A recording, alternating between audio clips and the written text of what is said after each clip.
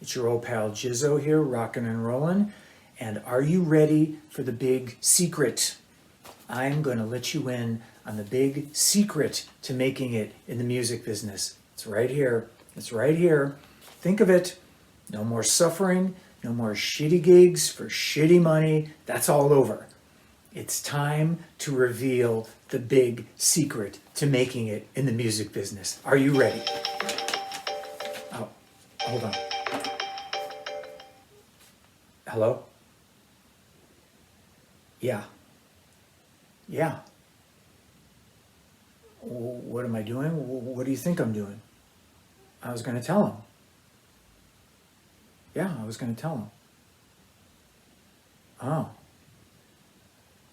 Oh. Okay. Okay.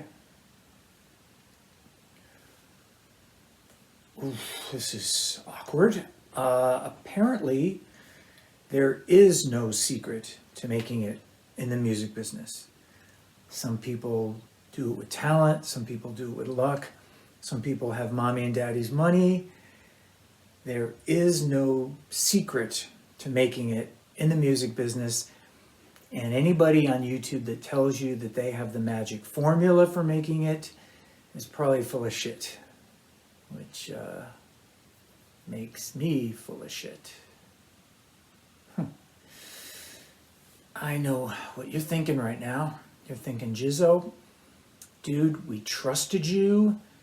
We went to your channel and you're weaving this theater of lies. I'm trying to help. I'm just trying to help. I'll tell you what. Maybe if I tell you a little bit about what happened with me before the internet, before the Facebook hugs and the internet kisses, maybe that'll help.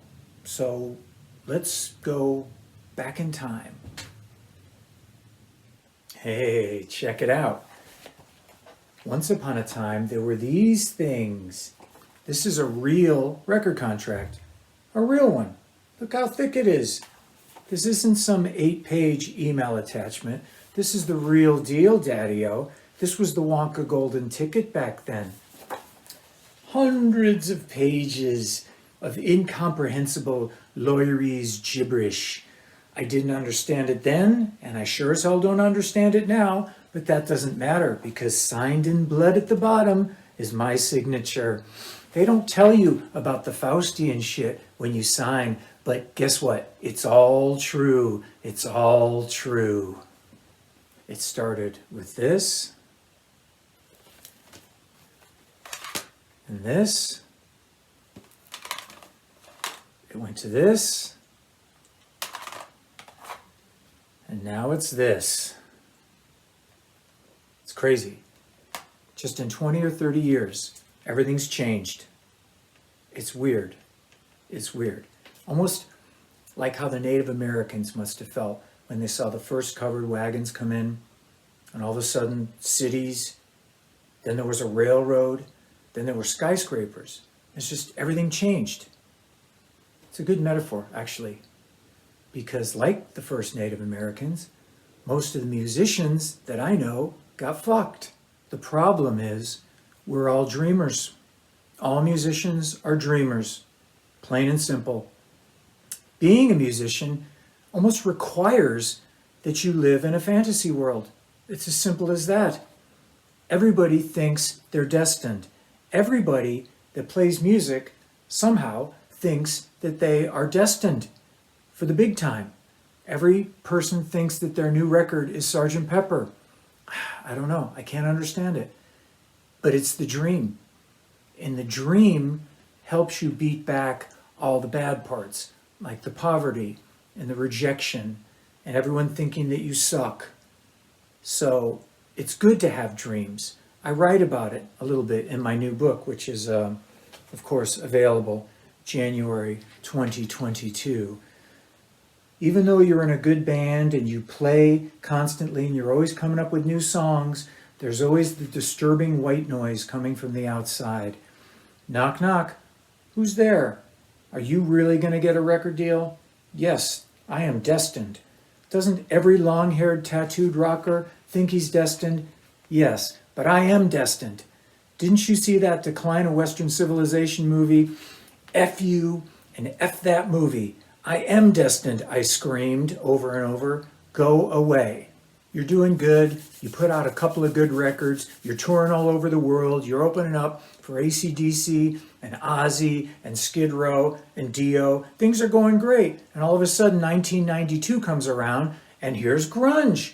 All of a sudden, I'm sitting at the Cat and Fiddle having a beer. I went to go take a piss. I come back, and everyone's wearing red flannel shirts. Then all of a sudden, Korn happens, and everyone goes out and buys 7-string guitars, and then they tune down really low. Then ska came and went, thankfully.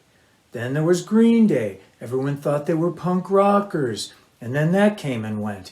And finally, 80s rock returned. It came back with a vengeance. It was 1999, and I was on the Poison tour, opening up with LA Guns, and it was such a sight to see. The crowds were amazing. It was great. It was killer. I loved it. All the girls dug back into their closets for those old leather skirts that they could fit into. All the guys got those old lip service jeans and zipped them up as tight as they could. Check it out, honey, still fits. So it's the music. That's it. That's the most important thing, the music. So what is the secret to making it in the music business? Like the Bee Gees song says, just staying alive, not giving up, keeping it together, try not to be a fuck up, and that's it. That's all I got. So we know 2020 sucked, and 2021 was okay. I am looking forward to 2022. I have a new book coming out in January. I got a record on Golden Robot coming out in February. I'm going to be touring all over the United States with Quiet Riot in 2022. So I'm looking forward to all that. So let's end with a little bit of Jizzo music taking us out, Daddy-O.